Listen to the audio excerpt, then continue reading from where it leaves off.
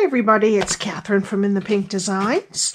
I'm an independent Stampin' Up demonstrator, so the supplies I use today you can purchase from Stampin' Up at the address at the top of the screen and the one that's linked below also. My project today is a slender box that is 5 1/4 by 1 1/2 by 1 inches, and inside I have one of my Stampin' Up pens. But it will also fit, with a little bit of extra room, a bottle of glue, and you've got probably a good inch on top of that. Just to give you an idea, it would fit treats and things like that too, but I wanted it to be a cute little gift box. I used the Flowering Tulips stamp set and Tulips dies. It's 10% off if you get it as a bundle. I only use the sentiment from the Tulips dies. I'll stamp the tulips on another day, but I mostly use the dies, which look a little daunting, but it's really not too bad. I got it on my first shot, so you just have to know what goes with what.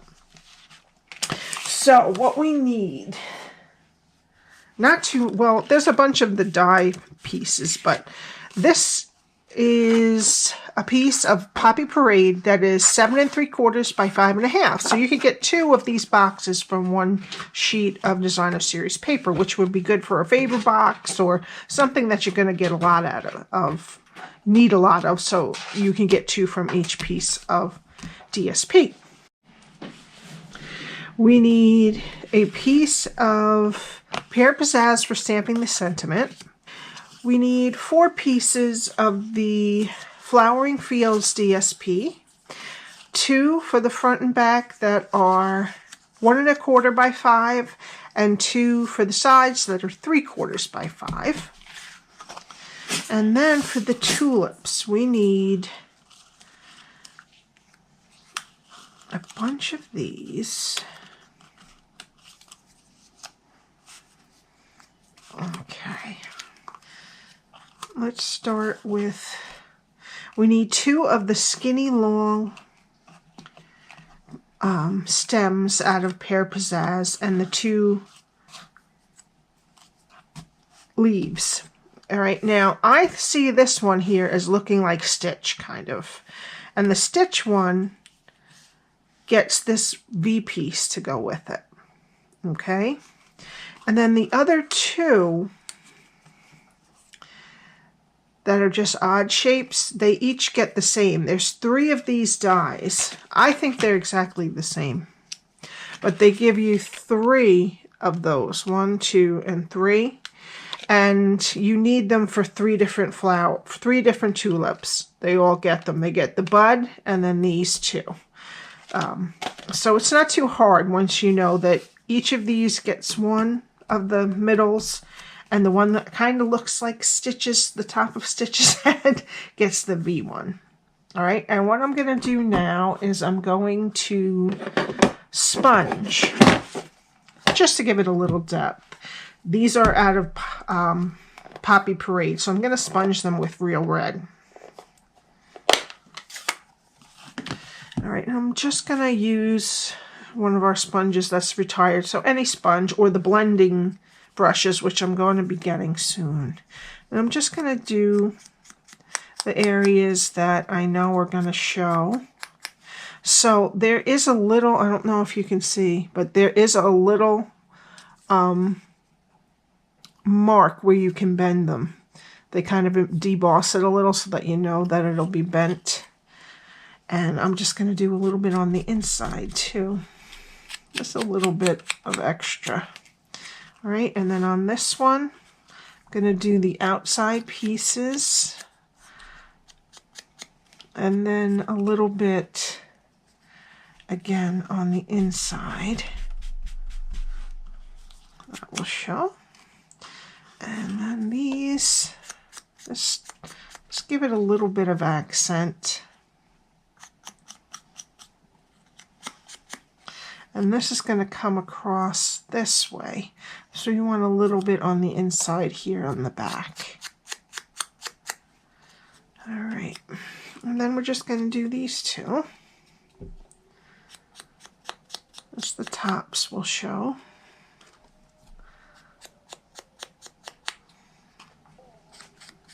And it doesn't really show that much on the Poppy Parade. I guess I could have gone with a little bit darker color, but it shows up a little bit, so that's fine.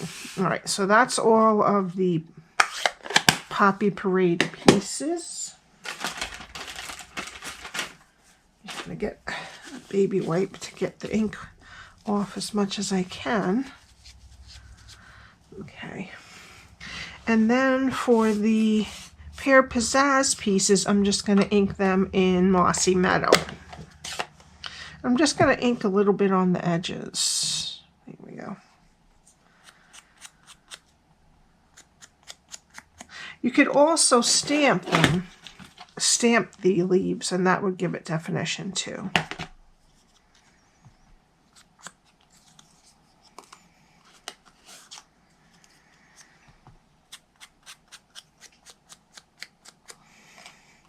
I don't do it to the stems because they're really small.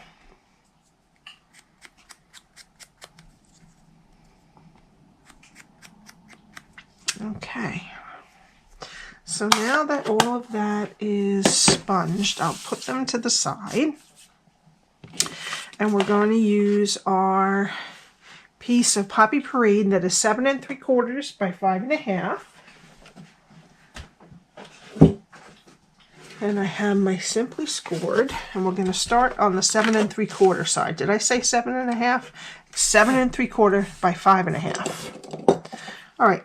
On the 7 3/4 space side, we're going to start at 1/2, 1 1/2, and 6 3/4. And we're going to turn it to the 5 1/2 inch side, and we're going to score at 1, 2 1/2, 3 1/2, and 5. Oops. Okay. I didn't think this was going to be big enough for this box, but it is. All right, and then I'm just going to fold and burnish.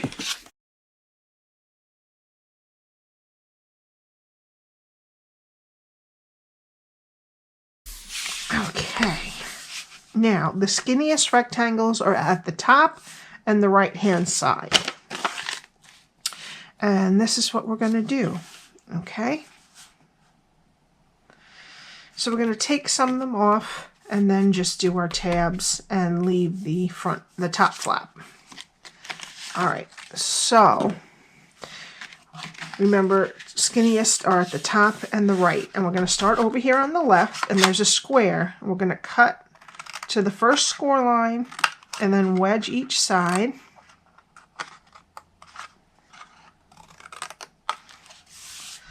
Okay, then go to the other side of the rectangle, cut it straight to the first score line. Other side of the square, cut that straight to the first score line, and then we're gonna wedge each side of the square. Go to the other side of the rectangle, cut it to the first score line, and we're getting rid of this skinny piece and just wedge up a little bit into the piece above it. So that's what we did on the bottom.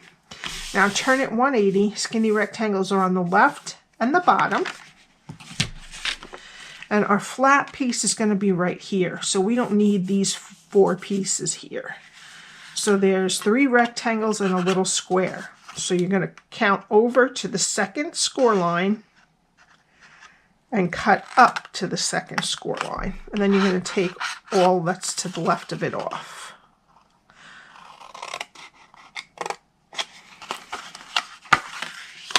Okay. Right, then go to the other side of this square and rectangle and cut up to the second score line. We're going to get rid of this top piece and then wedge each side of the square. Okay. Go to the other side of these 2 rectangles and cut it straight to the second score line. Get rid of this top or bottom rectangle here, and then wedge each side of the square. Okay. All right, and then we want to bring in the detailed trio punch, and this piece here is our top flap. We want to round each side of the top flap so it goes in more easily.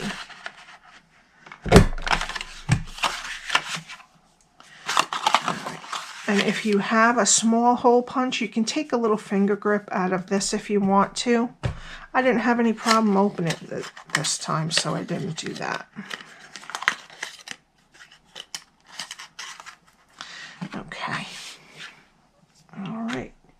Now we need our tear and tape, and we're going to put it on this skinny rectangle on the right-hand side, close to the score line.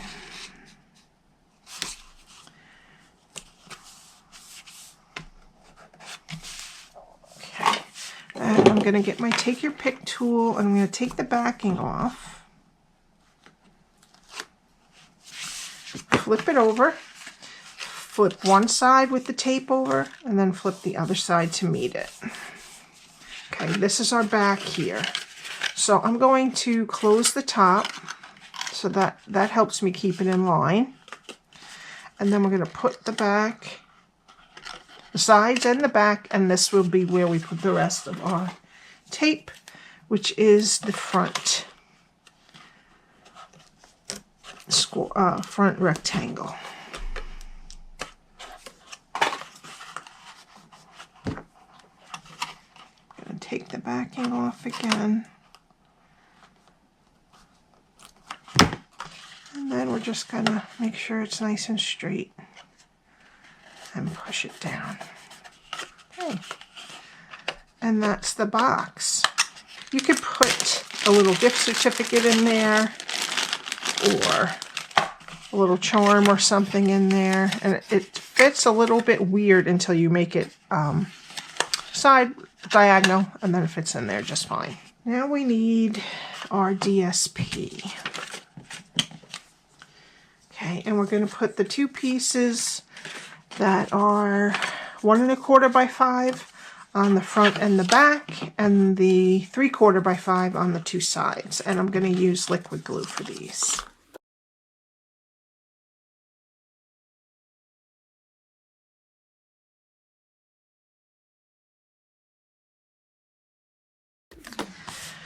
Okay, now that part is finished. Now let's get our silicone mat. Now we're going to start doing our tulips. Alright, so then let's do the one that looks like this shape first. Okay. And what we're going to do is upside down like this, and then decide which. I think I'm going to put the skinny piece underneath the bigger piece on that, okay? So the first thing that's going to go in is this V-shaped piece that goes with. So it's just about touching the bottom in the middle here. So I'm just going to put a little dab of glue. You don't have to really fill it with glue, just enough so that it will stick on there. I'm just going to put that like that.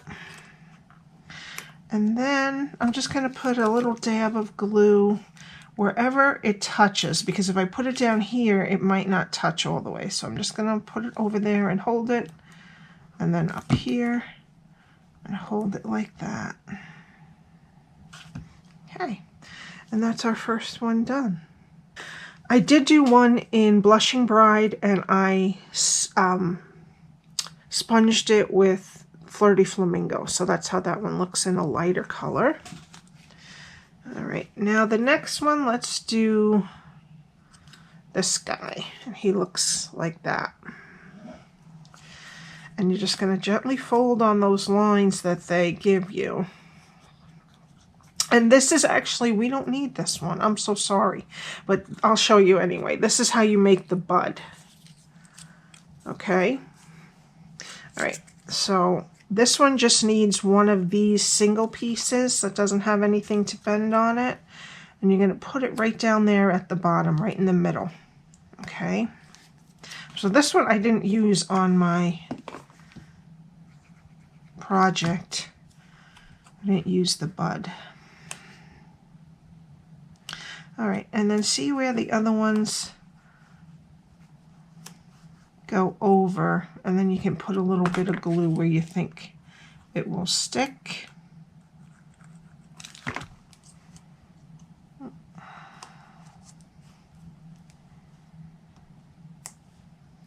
I just hold it a minute, and always keep a paper towel so that you can get quickly whatever kind of squeezes out. And that's what the bud looks like for the red. Okay, and then we're going to do this one that looks like this. Alrighty, and this one again gets one of these smaller pieces right in the middle. All right, so we'll just put a little bit of glue on that and put that right down in the middle of the back piece, and then fold over these pieces, and I know at the edge of both of these pieces it will stick, so that's where I'm going to put it. And the way I'm doing it doesn't necessarily mean it's right, but it's the way I figured it out to look how I liked it. Okay, and that is the other flower. So these are the two flowers we're going to be using. Alrighty. All right. So I didn't need to put you through that whole bud thing. Sorry about that. All right. Now, for the flowers, what I did first was I just placed everything. Or I placed the top flower where I thought I wanted it, and then the one on the bottom underneath it. Oops. That looks about right. All right, and then I took the two stems, and I want them going in opposite directions. So you flip one over,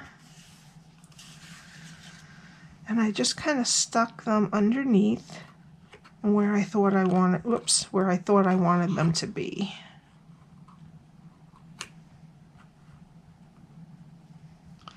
And then this one like that.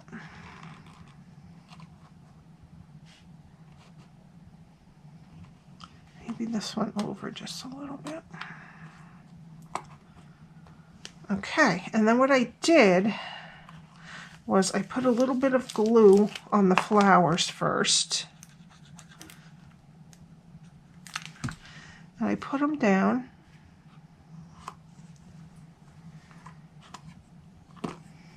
And I did not attach these with any other glue because I put other things down on top of them. So then I'm just going to stick this one right underneath before it dries. And this one ends a little bit farther up than this one. And then just hold it down there a minute. To come over here a little. Okay. And then we're going to glue this one down, and we wanted it to just touch a little bit. Now you could put a dimensional, or you could put the whole thing on with dimensionals if you wanted to, except for the leaves would be hard. And I'm just going to put this down and hold it a second.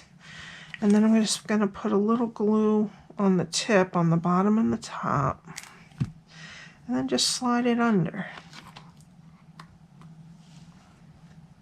I'm freezing in my house today. That's why I have this little sweater on. Excuse me. I don't wear it all the time, but I'm sure it seems like it in my videos because I have it on a lot. It's just been so cold here on Long Island. It gets warm for one day, and then you get used to it, and you can't handle the cold anymore. All right.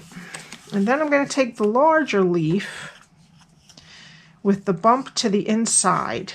Okay, you see how it kind of curves on the inside? And I'm going to put that right about here.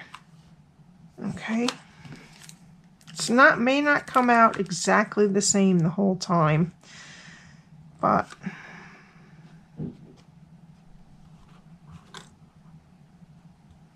kind of covers both of the, well, it touches both of them, let's say. And then the other one is going to have the bump going in. Well, that was the other one. And that one is just a little bit lower because it's smaller.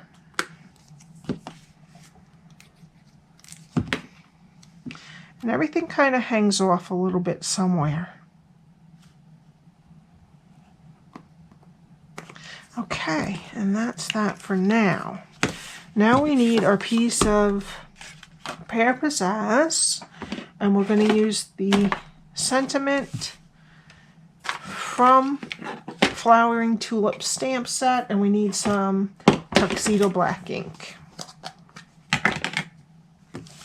And I'm just going to pop this on here. I'll put it towards the bottom so that we maybe only have to cut one edge. And I want to leave probably 3/4 of an inch on the right hand side of it. I put it high, so excuse me, we're going to have to cut both sides. And I'm going to use my little cutter, which isn't available anymore. It was a joining bonus 2 years ago, but you can find them. And I'm just going to cut it as close as I can to where the writing is, leaving a little bit of space, but we want it to be kind of small because it's kind of a large sentiment, so I'm going to cut that off. All right, and then I want to leave probably 3/4 of an inch on the beginning of the sentiment and not as much on the end, probably a 1/2 inch. And I'm going to bring in our Banner's Pick-a-Punch. And for the front, I'm going to use this pointy one. And the end, I'm going to use the flagged one. Just going to put it in. I'm going to center it, pop it, and that'll be the beginning. Maybe I'll do that one more time. Yeah, that's good. And then I'll turn it around and I'll flag the other side.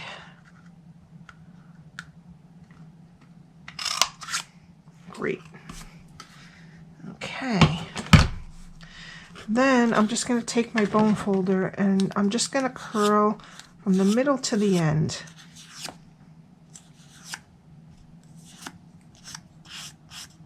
Okay. And then maybe just bend the front a little bit so you can get a good spot for a glue dot to go right at the tip, but don't let it show there.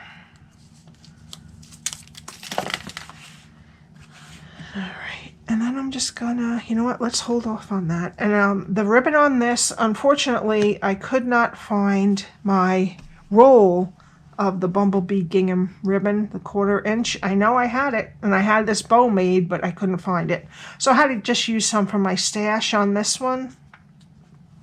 But what I'm gonna do is I'm gonna cover where everything is kind of jumbled up right here, and then that won't show. So I'm going to put a glue dot on this.